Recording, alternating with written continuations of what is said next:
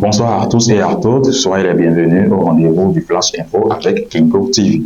Pour mieux accompagner l'État dans sa politique d'aménagement du territoire, les secrétaires exécutifs des mairies sont renforcés sur les outils de suivi et évaluation des actions publiques d'aménagement et de promotion économique des territoires. Les travaux ont débuté ce 4 et prennent fin ce 5 décembre 2023 au sein de la préfecture de Cotonou. Pour la promotion du tourisme, des précisions sont données sur le quartier créatif et culturel. C'est tout un quartier qui sera consacré à l'art, à la culture et au tourisme à Cotonou.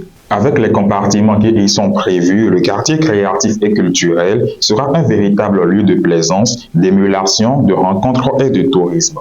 Lumière sur cette infrastructure très attendue. Pour la coopération militaire bénino-belge, le contre-amiral Michel Hoffman est attendu au Bénin. Le chef de la défense belge sera les 14 et 15 décembre prochains, l'hôte du général de brigade Fructueux Baguidi, chef d'état-major général de l'armée béninoise. Il est annoncé au Bénin dans le cadre d'une visite officielle de fin d'année aux troupes belges déployées en Afrique. Le contre-amiral Michel Hoffman saisira l'occasion pour réchauffer et dynamiser la coopération militaire avec le Bénin datant de longue date. En ce qui concerne la présentation de copies figurées des lettres de créance, le Bénin et l'Égypte redynamisent leur coopération.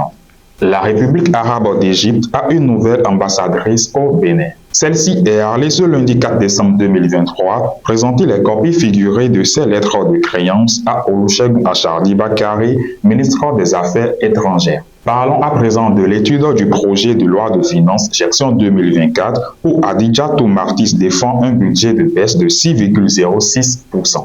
Le budget exercice 2024 du ministère du Travail et de la fonction publique a connu une réduction de 6,06% par rapport à celui de 2023, passant ainsi de 8 178 173 168 francs CFA à 7 682 736 688 francs CFA.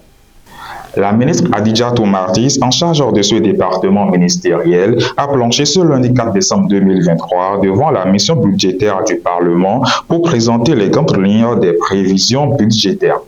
Gros coup pour la société Imprimerie Toundé SA qui est condamnée par le tribunal de commerce de Cotonou dans un dossier de non-paiement de prestations valant près de 3 millions de francs CFA.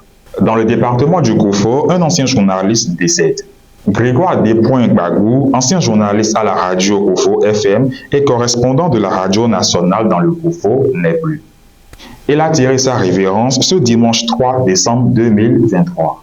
Dernière information de ce Flash Info à titre rappel, les bâtiments de la Société de radiodiffusion et de télévision du Bénin SA seront réhabilités.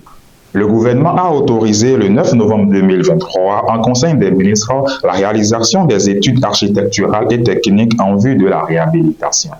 Et voici tout ce qu'il faut retenir dans ce Flash Info. Merci de nous avoir suivis, portez-vous bien et à très vite.